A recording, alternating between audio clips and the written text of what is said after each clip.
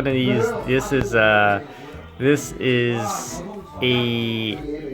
Taiwanese grapefruit. It was labeled at the local grocery store. So I'm gonna do a quick taste test for you. So if you look at it, it looks different. It's not like a regular orange, and it's actually quite big, darker in color.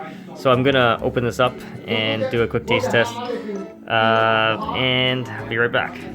Alright guys, so there it is, all peeled. Check this out.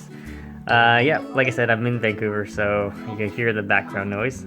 So check this out here. This is a Taiwanese grapefruit, it's labeled, so I'm gonna do a quick taste test for you right now. Alright, check that out.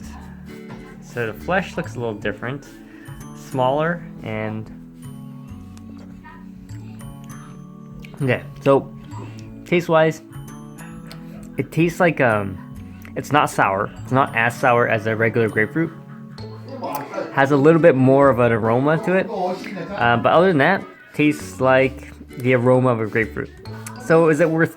This was actually like $2. So is it worth it? You could probably get away with just a regular grapefruit.